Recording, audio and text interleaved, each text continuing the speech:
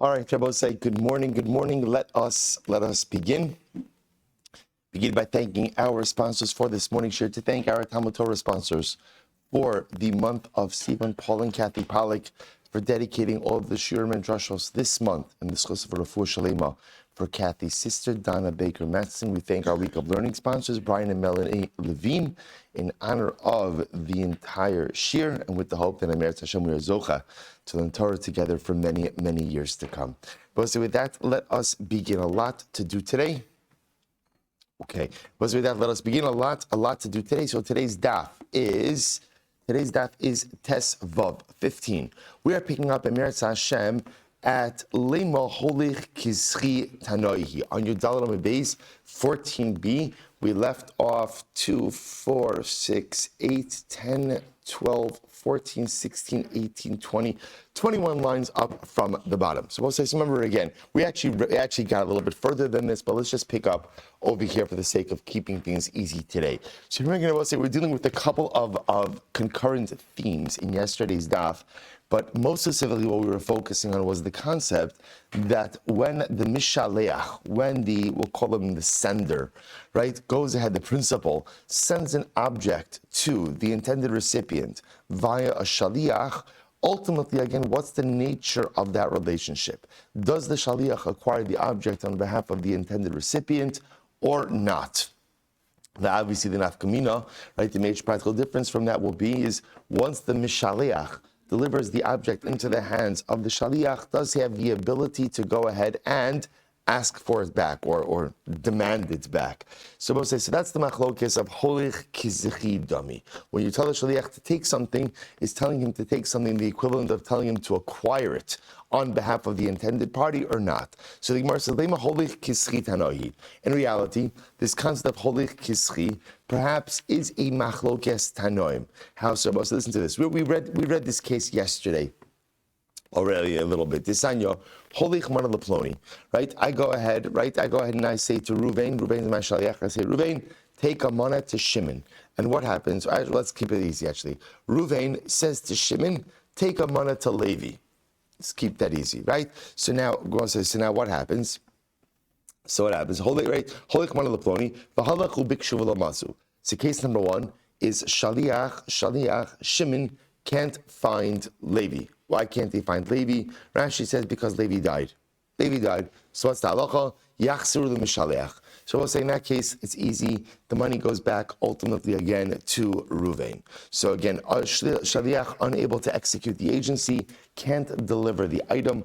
Item goes back to the source. Item goes back to Ruvain. Next case, Meis Mishaleach. What happens if Ruvain died?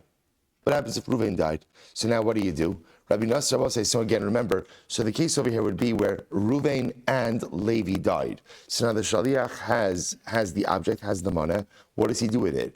Rabbi Nasser and Rabbi Yaakov Amar, Yachsru liyarshe mishaleach. So we'll say, so Rabbi Nasser and Rabbi Yaakov say, the money goes back to the inheritors of Ruvain, of the Mishaleach. V'yesh omrim liyarshe mishnishtachu lo. Others say, no, it goes to the Yarshim, it goes to the inheritors of Levi, the intended recipient. Rabbi Huda Nasi Yomer, Mishum Rabbi Yaakov, Shar Mishum Rabbi Meir, Mitzvah L'Kayim Divrei Hames. Rabbi Huda Nasi says, it is a mitzvah to uphold the words of the deceased. And since Ruvain, who is now deceased, wanted the money ultimately again to go to Levi, therefore halacha l'maisa, we go ahead and we deliver it if Levi is not alive to the descendants of Levi. The Chacham say yachloku, you split it in order to split the money between the Yarshim of Ruvain and the Yarshim of Levi. The Kan Amru in Bavel they used to say, Komashi Yirtza Shliach Yaseh. Both say very interesting. In Bavel they used to say, whatever the Shliach wants to do, he can do. In other words, he can't keep it, right? He can't keep it. But what he can do is he can deliver it to the heirs of Ruvain or to the heirs of Levi. Look at Rashi. Rashi says, Kol mashi yirtzeh shaliach yaseh. Rashi says, Lefi mashera b'daito shal mishaliach im haisa eno yafe b'matana zu v'oy v'samakabel v'azbanav. So essentially, there's a concept, interesting concept, ultimately, again, in halacha called Shuda Dedaini. Shuda Dedaini means judicial assessment. In other words, there's sometimes a judge is charged when there's a lack of evidence, right? Or there's a lack of clear-cut facts. So sometimes what a judge has to do is just use his logic to reach a particular conclusion. So interestingly enough, the Gemaras in Bavel, they seem to say that in this kind of case, where both the shaliach, right, the shaliach and the intended recipient both died. So again, we leave it to the shaliach to kind of assess the situation and figure out where should that money end up. On Rabbi Shimon Hanasi said, Al Yodai Haya Maisa. So I once had this exact type of situation where again I will say, Ruvain sent a mana with Shimon to Levi. Ruvain died and Shimon died. And again, it was paskined that the money should be returned to the heirs of Ruvain, of the sender. So we'll say, so now, multiple way machlokes. So my love, what are they arguing about? What's at the source of the machlokes? So Tanakama Savar, Holech Lav Kisri. So mostly that the Tanakama holds that ultimately, again, when you tell the Shaliach, take this, Holech, right? Holech literally means deliver this. Saying delivering it is not the equivalent of saying acquire it. For Rabbi Nosson, Rabbi Yaakov, Nami, Holech Lav Kisri. Rabbi Nosson, Rabbi Yaakov also agree with this. The Afagav Demis, Lo Aminon Mitzlakan Dirhames. And they additionally hold that even though Ruvain died, we don't say that there is a mitzvah to go ahead and uphold the words of a person who died. The Eish Omrim hold Holech Kisri. So now we're just plugging in, assuming that halacha l'maisa. The fundamental machlokes is Holech Kisri or Holech Lav Kisri. When you tell a shaliach to take something, are you telling him to acquire it or not? Let's assume right now that is the basis of this machlokes. So Rabbi says, now the Gemara is just plugging that into all of the different positions. Rabbi Yehuda Anasi says, Rabbi Yaakov, Rabbi Meir, Holech Lav Kisri. Rabbi say first white line on the bottom. So Rabbi Yehuda Anasi will say, ultimately again, Holech Lav Kisri. Miu Hecha Demis, but when Ruvain died, Amrinon mitzvah lekayim divrei hames. We say that it is a mitzvah to go ahead and uphold the words of the deceased. Steve, thank you so much. Thank you. It is a mitzvah to go ahead and uphold the words of the deceased. The Chum say, Yachloku. Chum say you have to split it. Misapkaluhu. They're not sure whether or not Holech Kisri or Holech Lav Kisri. Thank you so much. They're not sure, again, whether or not Holech is like Sri or not. The Kanamru, in Bavel, they said, Shuda Adif. That I will say in this type of case, where both the Shaliach, sorry, not the Shaliach, the Mishaliach, Ruvain, and Levi both died, we leave it to the witness to kind of assess where that money should end up. Rabbi Shimon Anasi, Ma'isa Asalash Me'inan, and Rabbi Shimon Anasi is just coming along to teach us about an actual occurrence which occurred. So I will say, so that's how the Gemara is framing this right now. Right now, the Gemara is framing this as a situation where halacha l'maisa, the fundamental machlokes is in the realm of holech kisri or holech lav kisri. That's the machlokes. Which the Gemara says, lo, maybe not. Lo, bibari. Maybe the Gemara is talking about a case where the mishaleach is totally fine and healthy. And we'll say, what's going on over here? Sorry, lo. Bibari, the kuli amalo pligi. So we'll say ultimately again, in a case where the mishaleach ultimately again is fine, alive and well, everyone will agree that holech lav kisri. So what's the case over here? B'shchiv mira. We'll say the case over here is where Reuben is a shchiv mira. Ubeplukta d'Rabelazar v'Rabbanan kamiflagi. And ultimately again, the machlokes, right? It's dealing now with the machlokes of Rabbi Lazar and the Rabbanon. What's the machlokes of Rabbi Lazar and the Rabbanon? The Snan hamechalik nechasav al piv. So we'll say if somebody divides up his estate, gives away his property verbally. So what's the halacha? Rabbi Lazar Omer echad bari ve'echad mesukon. Whether the person is healthy or whether he's a shchiv mira, nechasim sheish lanachrayes niknim b'kesav b'shtar b'chazaka. Movable property can be acquired ultimately again only through a kinyan. Kesav shtar chazaka, right? Kesav is money, shtar is a document, chazaka is a proprietary act. V'she'in lanachrayes, and I both say movable property. Sorry, that's real property. Nechasim sheish lanachrayes is real property, real estate. Could be acquired ultimately through one of these kinyanim. V'she'in lanachrayes, and movable property, a niknan ela b'mashicha, can only be acquired ultimately through actually taking possession. The Chacham say, elu v'elu niknin ba'amira. Ultimately, again, both of these, both real property and movable property, can be acquired, ultimately, again, through a verbal assignment. And I will say, when is that true? That all types of property could go ahead and be acquired through verbal assignment, only where? By a shchiv mirah. That's the power of a shchiv mirah. Remember, again, we saw this in yesterday's daf, actually the day before as well. Divrei shchiv mirah, kiksuvin, v'chim surindam. We saw it on Sunday, right? The words of a shchiv mirah are as if they are written, as if there's a kinyan there. So the Gemara says, Amrulo, Maisa, be'iman shal b'nei Rochel. There was a story with the mother of the sons of Rochel, right? So the matriarch of the Rochel family, Shahaisa Tchola, who was very ill. And also when we say ill, again, we mean like deathly ill, like Shchiv Mera ill. Va'amra, and she said, Tinasin top of Tesvav, Tinasin kibinasi libiti, my pin, right? Kibinasi is like my pin, piece of jewelry should be given to my daughter. Vehi b'shneim asar mana, and this pin was ultimately again worth 12 mana, right? A lot of money. Umesa, and then she died. So I'll say, so what did she do? She verbally conveyed ownership of this pin to her daughter. I'll say, let's be clear about something. Under normal circumstances, the halacha is that, as we just said before, that land, real property, right? What we call in halacha, nechasim sheyesh lahem achrayis, can only be acquired with kesef, money, shtar, document, or chazaka, proprietary act. And in general, nechasim she'in lehen achrayis, movable property, require meshicha, require actually taking possession. There is a unique chiddush by shchiv mirah, that a shchiv mirah, simply by verbally conveying something to someone, that has the impact of a complete kinyan. So the Gemara is just telling a story over here of the matriarch of the Rochel family, who was a shchiv mirah, and ultimately went ahead and assigned and gave over her pin to her daughter. And what happened? The Gemara says, Tes Vav Amud 15a, second line down, V'kaimu chachamim es divareha. And ultimately, again, the chachamim upheld her words. Right? The chacham upheld her words. Amar lahem, so the Amar lahem said to them, B'nei Rochel, tikbareim imam. So you bring a raya from B'nei Rochel, their mother should bury them. Okay, so what's going on over here? Take a look at Rashi. Take Braim Imam. Rashi says, Kalalahi kilomar lo yalu alev v'lo yiskru bebeis hamedrash l'raya lefi sherishayim hayu shahayu mekaimim kotzer bosais. Listen to this. So essentially, there was a very strong reaction to bringing a proof from B'nei Rochel, right? So literally, again, B'nei Rochel, their mother should bury them. Meaning what?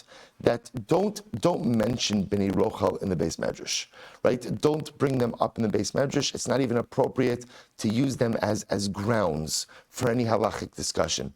Now, what did B'nei Rochel do that was so bad? So actually, it's interesting. So Rashi points out over here, Lefi shahayu mekaimin kotzim bekerem. We'll say they allowed thorns to grow in their vineyard. Rabbi Lazar, kilayim minhu, v'lo milmat behem raya, lefi shlo dikdaknu bahem, eich haisa osa tzava shemitoch sherisham lo huskru beis hamedrash. So listen to this. This is fascinating. So apparently, again, B'nei Rochel, they used to allow thorns to grow in their vineyard. So we'll say, so there is a machlokes. We do have a concept of klaya kerem. Right, klaya kerem, that you are not allowed to grow multiple different species within one vineyard. There is a machlokes as to whether or not this prohibition applies to allowing thorns to grow inside of a kerem, inside of a vineyard. Rabbi Lazar is of the opinion that it applies to thorns. It applies to thorns, and therefore halacha l'maisa, they were rishayim, and because they were rishayim, they were kept at arm's length. Or in other words, they weren't mentioned, they're not to be mentioned in the base medrash. Okay, point over here is, don't bring this story as a rayo. So the Gemara goes weiter. Tanakama, Rabbi Lazar, is supposed to say, now plugging in all the previous opinions into this one. So Tanakama, Rabbi Lazar, Tanakama is Rabbi Lazar, Rabbi Nassan, Rabbi Yaakov, Nami, Rabbi Lazar. Rabbi Yaakov and Rabbi Yaakov and Rabbi Nassan also like Rabbi Lazar, but they hold afagav demis, even though again the Mishaleach Ruvain died, lo aminon mitzvah l'kaim divrei hames. We do not say that it is a mitzvah to go ahead and uphold the words of the dead. V'yesh omrim kirabanan. V'yesh omrim hold like the Rabbanan. Rabbi Huda Anasi Sham Shom Meir Kabbalazar. Rabbi Huda Anasi who said in Rabbi Meir he holds like Kabbalazar. Miu heicha demis. But when the Mishaleach, when Ruvain died, Amrinan mitzvah lekayim divrei hames. We say that it is a mitzvah to go ahead and uphold the words of the dead.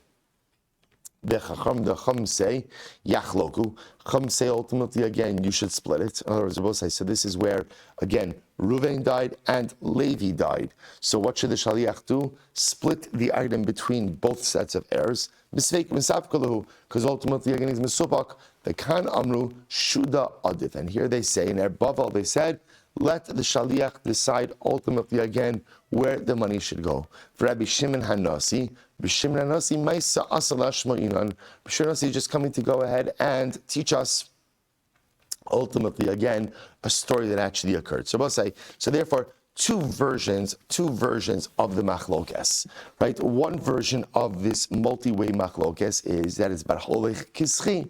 When the mishaliach, when the sender, well, I'll call him the principal, when the principal sends money with the shaliach, and he tells the shaliach, holech, take this money to the intended recipient, does the shaliach acquire the money on behalf? Does the shaliach acquire the money on behalf of the intended recipient or not? That's a machlokes. Second machlokes I will say is, do we say that the words of a shchiv meirah ultimately have the effect of a bona fide kinyan? So the Gemara is suggesting two ways to understand the multi-way machlokes. Good. So the Gemara goes like, Yibailahu, Rabbi Shimon Hanasi.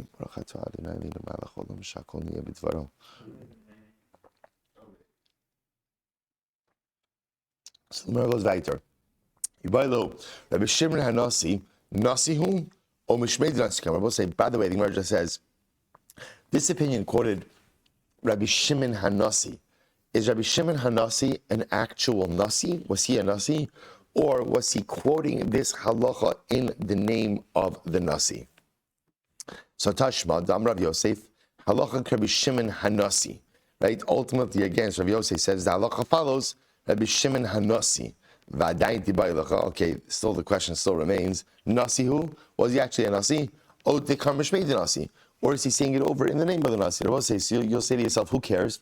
Well, it matters. It matters a lot because, again, we try to be clear with who is saying what, as this has an impact, ultimately, again, on the nature of the Masorah, to which the Gemara says, Teku. You know, we're not sure. We're actually not sure. Halacha, so we're not sure if Rabbi Shimon is the Nasi, or ultimately, again, if Rabbi Shimon is saying it over in the name of the Nasi. Okay, so let's analyze this last part. So Gufa, Rav Yosef said, halacha Rabbi Shimon Hanasi. The halacha follows Rabbi Shimon Hanasi. The halacha follows Rabbi Shimon Hanasi. Good, so remember again, good. The halacha follows Rabbi Shimon Hanasi. Okay, so the Gemara says, is that true? Is that true? I'm sorry. So I would say, but here's the problem. Problem is, we already established that we paskin ultimately again that the words of a shchiv meirah are as if they are, bless you, as if they are written and given over. So the Gemara says, Rav Yosef mokila bebari. So the Gemara says, Rav Yosef will set up the case as dealing where the mishaleach, ultimately Ruvain the sender, is a totally healthy guy. But 1 second. But it's clearly indicating that he died, because ultimately, again, in one variation of the case, we're turning the money back to the inheritors of the Mishaleach. The Kaimalon, so the Gemara says, the Kaimalon mitzvah kaim divrei hames. And we paskin that ultimately, again, it is a mitzvah to go and uphold the words of the mace. Tani yachsru the Mishaleach. So I will say, according to Shmuel Nasi, what you'd have to say is you have to change the wording of the Brisa to say not that you return the item ultimately again to the Yarshim, but rather the item is returned to the Mishaleach himself. So I will say, so bottom line, here's what we come out with. Number one, we know, let's work backwards. We know that we paskin that halacha l'maisa divrei shchiv meirah kiksubin b'chimsurin damu. Right? That is how we paskin. That the words of a shchimira ultimately, again, are as if they are written and ultimately given over. So therefore, I will say it's an incredible chiddush. We spoke about this on Sunday, right? That Chazal said essentially, normally, again, let's go back to what the normal halacha is. What is the normal halacha? If you have real property, real estate, land, how do you convey ownership of real estate? Right? Kesef, shtar, chazaka. Right? Money, a shtar document, chazaka proprietary act. Right? Movable property, metaltalin or nechasim she'ein lehen achrayis. How do you convey ownership of that? How do you convey ownership of that? Meshicha. Meshicha. That's normal halacha. Normal halacha. Again, we'll see that perhaps sometimes there are maybe exceptions to that rule, but that is the general halacha. Shchimira, unique halacha ultimately that says, words of Shchimira have the effect of a kinyan. So therefore, Shchimira says, I want my land to go to this one. I want my pin to go to this one. That works. That works as if a kinyan itself has actually been made. Specific kinyan has been made. I also remember again, going back to Sunday, we saw the vision. It's a beautiful idea of the idea that Chazal wanted the Shchimira to be totally freed from anything else going on in order that he could focus on Shuvah. We spoke about that earlier. Fine. I will say, what about Holech Kisri? Because this seems to be the biggest outlying issue. And I will say it has many dramatic effects. I'm a Mishaleach. I send something with a Shaliach to Ruvain, right? Or let's keep it uniform. Ruvain is the Mishaleach, right? Ruvain wants to send an object to Shimon. So, no. Ruvain wants to send an object to Levi, right? So what does he do? He employs Shimon. So Ruvain sends an object with Shimon. Shimon's the Shaliach, ultimately to Levi. Ruvain gives it to Shimon. He says, Holech mana zu leLevi. Give this, or money, whatever it is. So we'll say, so now what's the shaila? What's the shaila? Has Shimon acquired that item on behalf of Levi or not? And I will say the ramifications are dramatic. Let's say Reuven changes his mind afterwards, right? Remember, we're talking about before the object has not yet reached Levi. So what happens once Reuven gives it over to the Shech? So we'll say, so listen to this. So the Rambam Paskins over here, a very interesting Rambam. The Rambam says as follows.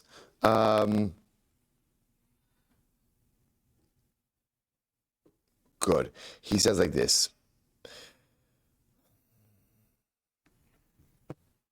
One second.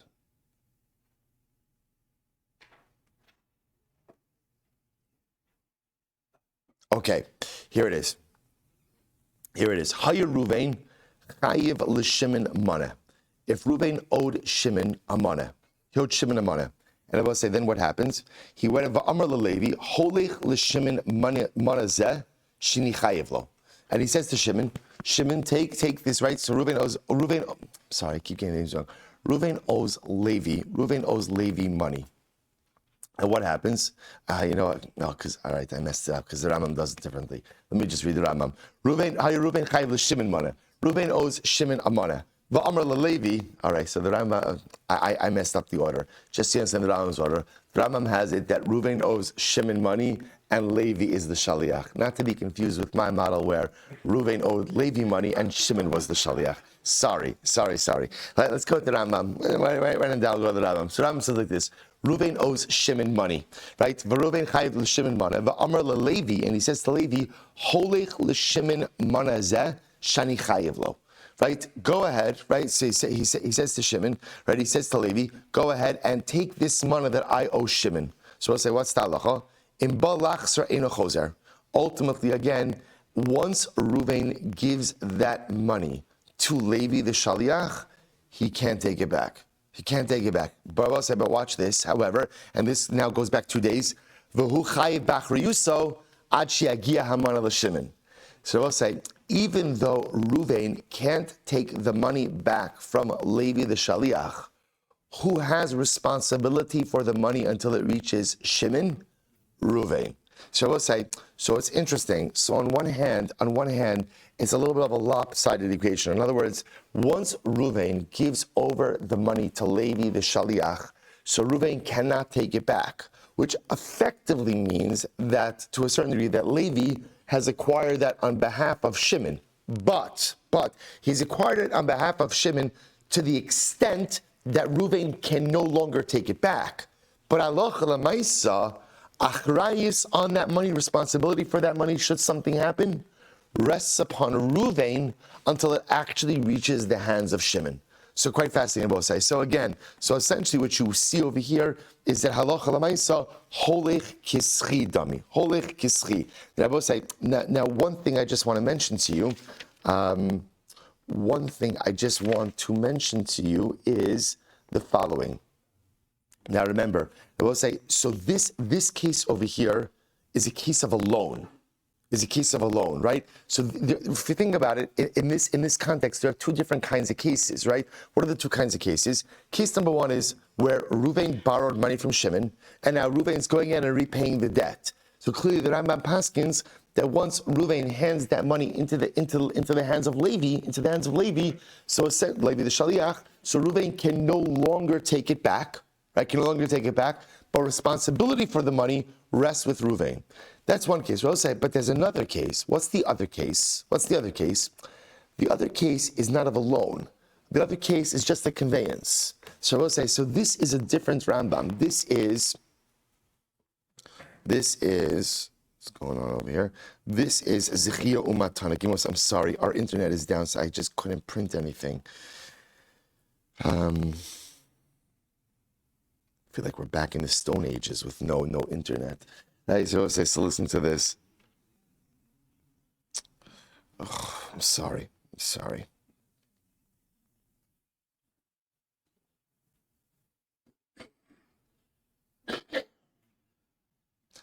So this is in Hilchos Zechia Umatana, Dalid. So we'll say, now watch this. Contrast this with the next case. Here's the Rambam. Ruvain sheratza litain mea dinarim l'Shimon. So we'll say, so again, let's just get our cases straight. So therefore, in the case of a halva, in a case of a loan, where Ruvain owed Shimon money, so now Ruvain goes ahead and Ruvain's repaying the debt. He gives the money to Shimon. Once he delivers the money into Shimon's hands, what's the halacha? How did the Rambam paskin?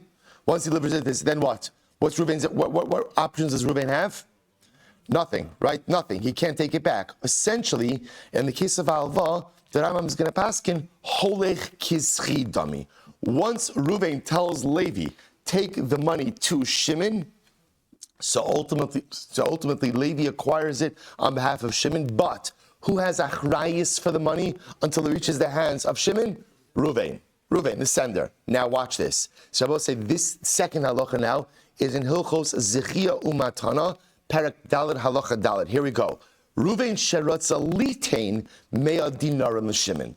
Interesting. Now I will say this is not a case of a loan. What is this a case of? Ruvain wants to give 100 dinar to Shimon. So we'll say this is a gift or conveyance, whatever it is. The shalach lo hamea al yedei Levi. So same setup. So Ruvain wants to give $1,000 to Shimon, and he sends it with Levi. Im amar lo zechei b'mea zuz l'Shimon, otain mea zuz l'Shimon, eino yochel lachzer bo. So we'll say here's where words matter. If Ruvain says to Levi, acquire this money on behalf of Shimon, right? Or give this money, give this money to Shimon. Once Ruvain gives it to Levi, Ruvain cannot renege, can't take it back. However, avalim amar lo holech mea zuz l'Shimon. If he just says, take holech, right? Convey this, right? Take this, right? Take this to Shimon. Yochel lachzer bo ad shiagia hamea liad Shimon. He could renege on the gift. So we'll say, what's the chiluk over? This is fascinating. See, I will say, what the Rambam pasking is like this. Obviously, if Ruvain says to Levi, acquired on behalf of Shimon, so that's obvious, right? So obviously he can't renege. I will say, why can't Ruvain renege? Why not? Zachin adam shelo b'fanav, right? Because if you tell someone to acquire $1,000 on behalf of another party, that's a schos, and that's it. That's over. So I'm similarly tain, I will say, give this is a more directed act. Versus if Ruvain says to Levi, holech. So I'll say, according to Rambam, what does holech mean? What does holech essentially mean? You're a courier, right? There's no transactional piece to this of acquisition. There's no acquisition. So holech is a courier. So I'll say, isn't this riveting? Isn't this absolutely riveting? So I'll say, in a case of just the matana, essentially the Rambam paskins, holech lav kischi dami. Holech lav kischi. When you tell a shaliach to just take something, you're my FedEx, you're my UPS, just deliver it. There's no zechi. You're not acquiring on behalf of the party. We'll say, if you say zechi or you say tain, then you're acquiring it. Contrast that with the case of the halva. We'll say, is this not? It's fascinating. In other words, contrast it with the case of the halva. If Reuven borrowed $1,000 from Shimon, and now Reuven is paying back the money through Levi the Shaliach. Once Reuven gives that to Levi, then what? It doesn't matter what lashon he employs. Is he allowed to renege? Absolutely not. Now we'll say it's actually a very logical distinction. What's the logical distinction?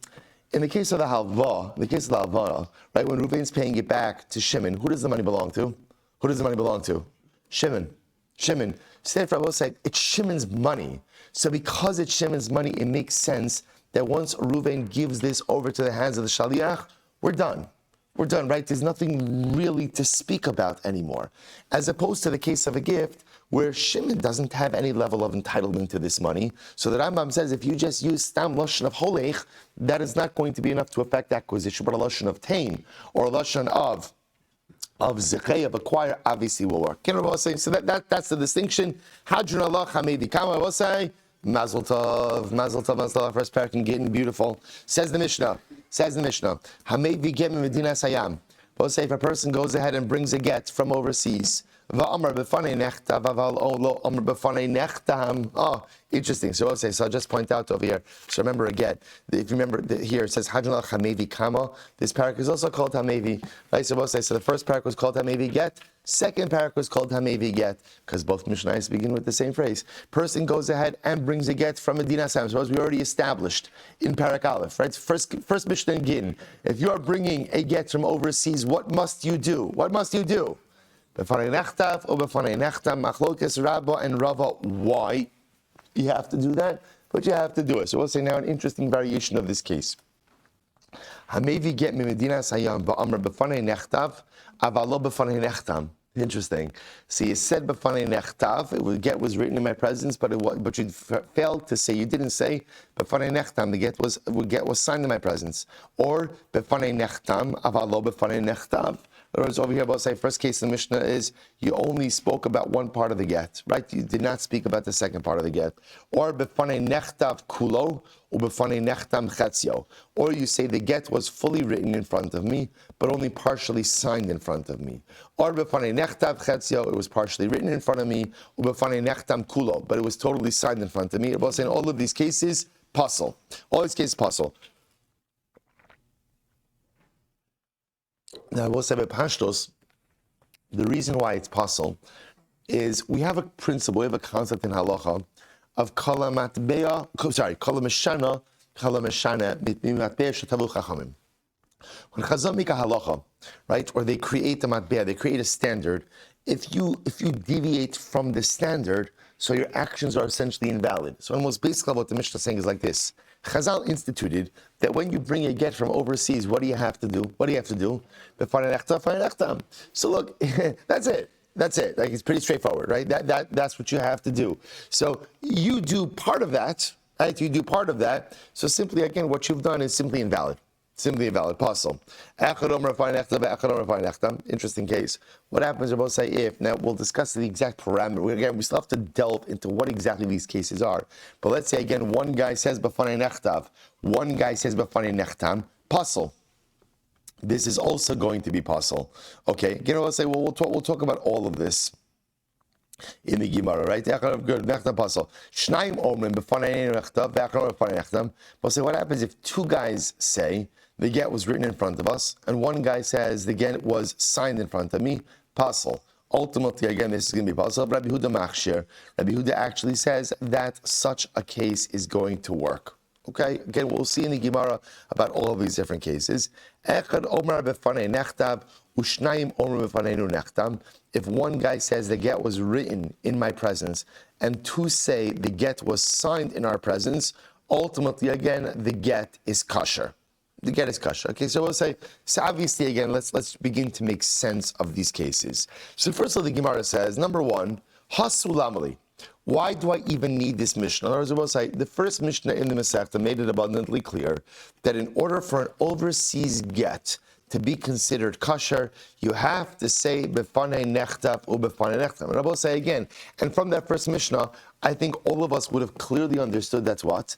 That if you don't say it, or you say it partially, it's not going to work. It's not going to work. So why even the need? Why the need for this particular Mishnah? Hasulamali.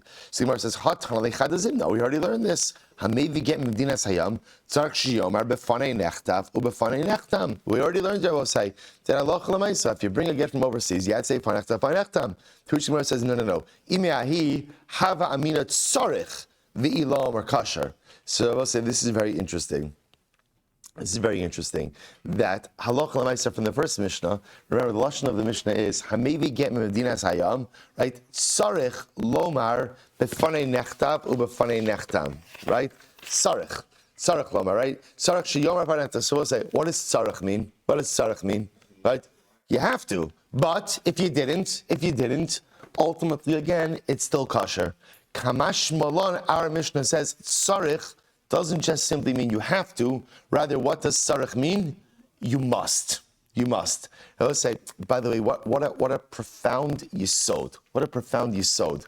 What the Gemara is saying is that from the lashon of sarich, I would have thought it's something you really have to do. But if you didn't do it, fine. B'diavad you're kosher. So ultimately, again, what our Mishnah adds in is it's not just that you have to do it. You must do it. I will say, it's an incredible yisod in life. A lot of times in life, we set out to accomplish things. And I will say, I've mentioned this many times before, right? The death knell of any life initiative is, right, I'll try. I've heard this one before, right? The moment you go ahead and you say, yeah, I'm really going to try, you're not doing it. You're absolutely not doing it. Once you say it, because I'll try is by definition saying, most probably I'm not going to do it. But I'll try. Right? I'll try to do this. I'll try to do that. See, I both say, that's the tzarich. That's the tzarich phrase. You say, yeah, this is really good. It's really, I'm really gonna put in the effort. I say, if something has to get done in life, the way you have to view it is not tzarich, right? Not it's important, but it must occur. Now, again, when you tell yourself that something must occur, does it mean that you're going to be successful? No, not necessarily. No one is guaranteed of success. But there is a much greater heightened probability of success when you tell yourself that something has to happen. This must occur in my life. Maybe it will, maybe it won't, but one thing is clear, much heightened probability. I will say such an incredible, and if you think about it, like a lot of times in life, I will say, people have this in work, right? You go into work, and what happens? On any given day, there's a lot of things that have to get done, right? So you sit down at your desk, you look at all the things you have to get done, and I will say, then what do you do? What do you do if you're an organized person, right? You take that list of all the things you have to do, and then you subdivide that list. What do you subdivide it into? The things that have to get done today, right? Because there's always those things. There's a whole bunch of things I'd like to do, but then there's a deadline. There's this, and suddenly you divide yourself into buckets. You divide your work into buckets. This is the bucket that must get done today, and this is the bucket that I have to get done. I will say it's no different in life. What are the things that I must do? What are the things that I have to accomplish? And those are the things, don't give yourself an out. Don't say, I'm going to try. And I will say, by the way, have you ever noticed when people say they're going to try things, you notice what people do when they say, right, is always like a smirk, right? I'm really going to try. I'm really going to try. I will say, it's almost like, I know that I'm not going to do it. I know that I'm not going to do it. I know I should say it's the funniest thing. I think because often as a person who twists a lot of arms to get people to do things, right? I have become a student of facial expressions. When people say they're going to try something, either they avoid eye contact, right? Or they smirk, or they this. They know it. I know it. When I say I'm going to try, I'm not doing it. Or maybe I'll do it for a day, or I'll do it for 2 days, or we'll say. And so often in life, the reason we don't accomplish certain things is because we don't make it a must. We just make it a tzarich. Something that's nice, let's say if you want to accomplish something in life, it has to become a must. It has to be something that must get done with absolutely no excuse. So let's go weiter. The Gemara goes weiter. Chetzio. See, but fine echtam chatzio, fine echtam kulo. So we'll say. So then the Mishnah said, halacha l'maisa, again, the case of half of it was written in front of me, half of it was signed in front of me. The whole thing is possible. Hey chatzio. So we'll say, which half was written in front of me? So the Gemara says, hey chatzio, say ilema chatzio rishon. So I'll say, if you want to say it was the first line, I will say we haven't gotten to this yet, but what we're going to see is that in the first line of the get is essentially all of the pertinent and important, all the important personal information. Like, for example, name of the husband, name of the wife, things like that. So what was the first line? From Elazar, afilo kasabo elashita achas l'shma shuv einot sarich. I will say, but we learned that halacha l'maisa, once you go ahead and write that first line l'shma, that's enough. That's enough. You're right. We'll get more into this. But halacha l'maisa, when we say that if the witness says b'fanai nechtav chatzio, that it's puzzle, that's assuming that he did not witness the first part of the get, which goes ahead and contains the personal information, but only saw the second part of the get. Okay. He says ultimately again, the get was totally written in front of me, but only partially signed in front of me. Puzzle. Amrav Chista, Vafilu Shnayim Me'idin Al Chasimas Yad Sheni Pasal. I will say this is fascinating. So I'll say, watch this case very quickly. So what happens, right? I bring a get from overseas, and here's the eidos I give. I say, listen, Befanei Nechtav Kulo, I saw the whole get written, but to be honest, I only saw the signature of one witness. I only saw one witness sign. So the Mishnah says, Pasal. Rav Chista adds in, I will say, watch this. What happens if two witnesses come along and testify about the authenticity of the second aid? So I say I saw the get written, good, we're good with that. And I say I saw the signature of the first aid, but not the signature of the second aid. And then what happens? Two witnesses come along and testify about the authenticity of the signature of the second witness. That sounds like it should be good. Rav Chista says, no, not good. My time, what's the reason? O kula b'kiyam aget. Oh, kulo b'kiyam takanas chachamim. I will say, because listen to this. I will say, if we authenticate a get in that way, I will say, what are we essentially doing? We're authenticating a get through two different halachic mechanisms, right? When I say b'fanei nechtav kulo, and then b'fanei nechtam, I testify about one signature. That's the takanas chachamim b'fanei nechtam. If then there's two witnesses, not witnessing, two witnesses authenticating the second signature. That's kiyam shtaros. So I will say, you can't validate a get through two different halachic mechanisms. Either it's b'fanei nechtav or b'fanei nechtam, or it's kiyam shtaros. Maskef Rava. So obviously it doesn't make any sense. Mi ika midi di'ilu amr chad kashar hashta di'ika trei pasel. So let me get this straight. So I will say, if I were just to say b'fanei nechtam, one person, the get would be kosher. So now that I said b'fanei nechtav kulo, b'fanei nechtam chatzio, I saw one signature. Now there are two witnesses coming on the second signature. That's not going to be good. That doesn't make any sense. Ela Amar Rava says, afilu amid beis, afilu hu ve'echad me'idin al chasimas yad sheni pasal. So I will say this is interesting. So now comes along Rava, and Rava says, no.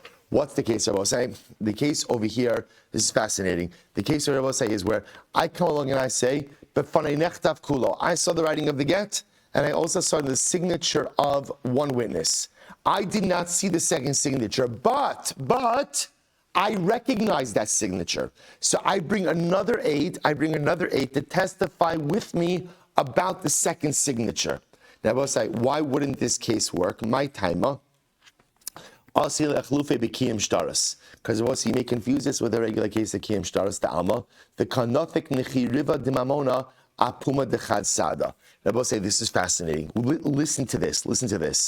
I will say, if I go ahead, right, I'm the shaliach bringing the get from overseas. So I will say, so now what happens? So now I show up in Beis Din. I say, listen, I saw the whole get written b'fanei nechtav kulo, and also I saw the signature of witness A. Now I will say, I didn't see the signature of witness B, but I happened to recognize that signature. But again, now in order to authenticate signature B, if I didn't see it being signed, we're going to have to do kiyam shtaros. So I bring another witness with me to authenticate signature 2.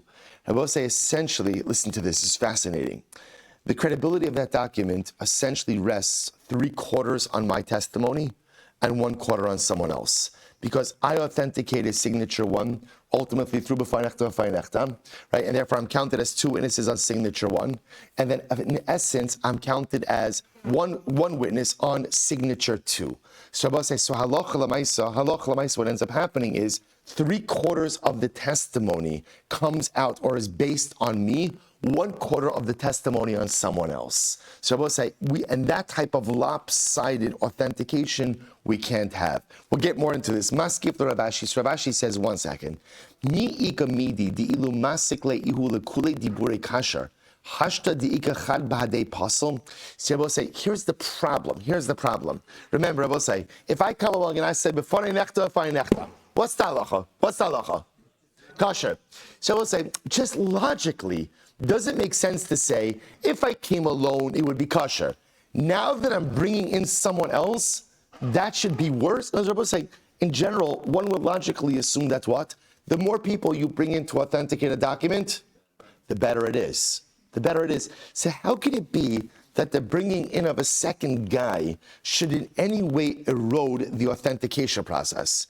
Ela Amar Ravashi, afilu omer, ani hu eid sheni pasol. Oh, let's say now watch this. Here's what's interesting. So let's say here's the what's the problem over here? What happens if halacha l'maisa I show up? Let's say I show up from Medina Sayam, right? I bring the get. I say b'fanei nechtav kula. I saw it written b'fanei nechtam.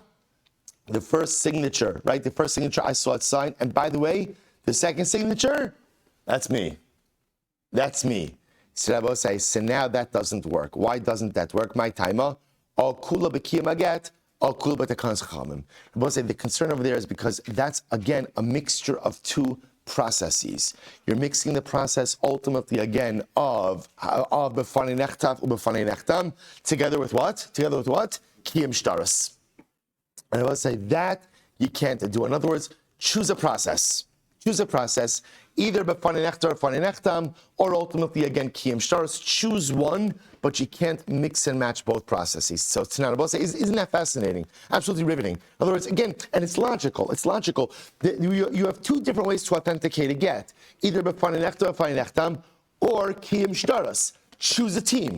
Choose a mechanism, but you can't take some from category A and some from category B, combine them together and suddenly create an authentication challenge. That you can't do. So Tanan, b'fanei nechtav kula, b'fanei nechtam chetz apostle. So we'll say our Mishnah says that if halacha l'maisa, again, Eid says, I saw it totally written in front of me, and ultimately again one witness signed in front of me, apostle. V'idach chatzio hechidami. So we'll say, what's happening then with that other signature? So ilema deleka de kamasid alei klal. If no one's testifying about that second signature, hashta echad omer b'fanei nechtam, the echad omer b'fanei nechtam. So we'll say in the case of another case in Mishnah, where one says b'fanei nechtav, one says b'fanei nechtam.